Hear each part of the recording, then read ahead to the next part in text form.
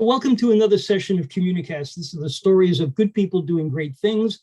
With me today is Kelly Smith, who is the CEO and founder of Prenda, which is an education program that will be coming into the New Hampshire school systems. And there's already, actually, it's a number of years that he's been doing this, so it's not new to them, it's new to us here in New Hampshire. And with that, let me introduce Kelly and have you give us a little background on what Prenda is and why you're so excited about working here in New Hampshire with us. Sure. Thank you, Keith. And I really appreciate the opportunity to be here and to be talking to the folks in New Hampshire.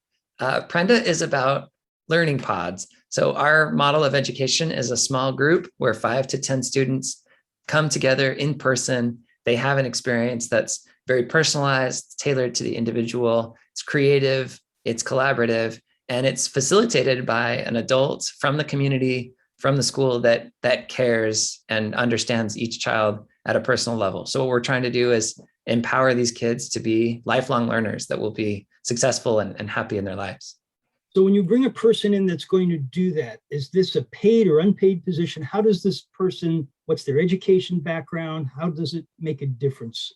Sure. So this adult that's there in the learning pod, we call this a learning guide, and they're playing a really critical role. It's think of all of the human side or the art to education. I think any educator will tell you there's a challenge and a puzzle behind each child, understanding them as a person. And that role of being there day in and day out, helping motivate, coach, mentor, facilitate learning, that's an important role. It's paid, it's supported through the funding that comes for education in the state of New Hampshire. And we are actively looking. So if anybody that's watching or listening or reading this hears about this and says, I think I could do this, you might be a great candidate for this. And I'd encourage you to check it out at prenda.com. And this is not a teacher, not requirement of a teaching license. This is more, as you called it, a guide, a person who is working with teachers and with students. Correct. Yeah, that's an important distinction. So the role of professionalism and science in education is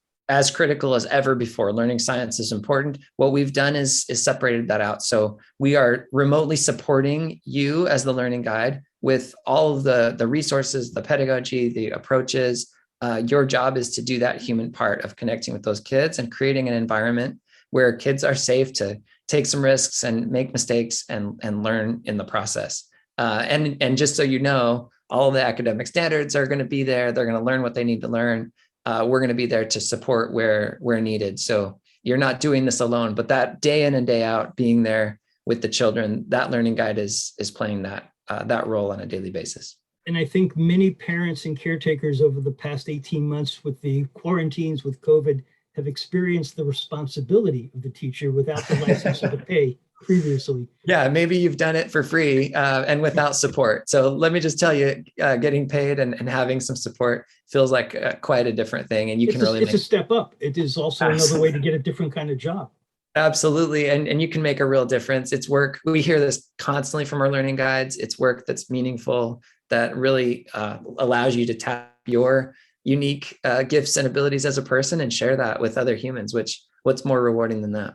So 2 key questions then for you. One is when you've used the term human several times, and I think that's really important. Classes, as they've gotten larger, tend to be group processing. And if we've learned anything over the pandemic, it's how much individualization makes a huge difference. So when you introduce technology, things like iReady, VLAX, and all of these things that are out there as measurement tools and sometimes self-paced, good, bad, and otherwise, does it integrate well? Is it guided? How do you protect the kid from being boredom to stimulate that interest in learning? It's a great question, Keith. So as I think all of us have known who've looked at this or even thought about this, technology has an astonishing promise to be able to personalize education. Imagine each child getting right to that point of, we call it their learning frontier, getting to where I don't know the next thing. And so I'm constantly engaged in the act of learning. You don't have the situation of, I already heard this before, I already understand it, I'm waiting for the class, or I'm completely lost and I'm giving up on myself and just repeating stories about how dumb I am in my head, right? You don't want any of that to happen. You want each child to get right to their next thing and get at it, go through the process. Now, with all that said, technology can do that, But what technology does not do well is create the culture and environment for a human being to do that. So you'll get your occasional super motivated, charge through and do learning in a personalized way. What we've really put together with these learning pods is an environment where that's the norm, right? Making those mistakes and learning in the process and staying motivated, setting goals, accomplishing them. That's all part of our program. And it's built in a way that your average child can step in and become that self-learner with a lot of help from their peers and from the adult learning guide that's in the room. Yeah, I like that. And it's a perfect transition to my last question, which is everybody's hope is school opens on time, everybody's back in classrooms, and these pods become supplemental and supportive. What if, like we've had in the past, there's another shutdown, there's a variant out right now that's got some people worried, and assuming that school has an interruption in some way, shape, or form, or the parents and working population do, how does this convert to hybrid or at home, or how does it deal with disruption? Because that's really the biggest concern parents and caretakers have. We want the kids to have a consistent experience. It's a great question. This is the most flexible option that I know of for this, because you're really pulling together in communities and doing it in small groups. We were able to keep learning pods open during times where larger schools couldn't, just because CDC numbers and some of the guidelines around group sizes and things like that. So this is flexible, it's versatile. And what we find is this is a part of the educational landscape that was around before the pandemic, but it's definitely gotten the spotlight during, and we expect it to continue to be an option for kids that will thrive in this environment for years to come. Great. And my favorite question is, having gone through a pandemic, so many of the gatekeepers are gone that used to be there. You talked a little bit before about rethinking education and how it fits in. What's the experience that you as founder of Prenda have come up with? How do you rethink education now that there has been a pandemic, the plus side, the values of what's come out of that from a learning and a learning pod standpoint? Yeah, I think the biggest thing is just some of the constraints that we've all taken for granted in the past. They were not there. They disappeared for a period of time, and we got to see education really at its core, which is an individual human being trying to learn things that will help them in their life. And to be able to start there and think that way.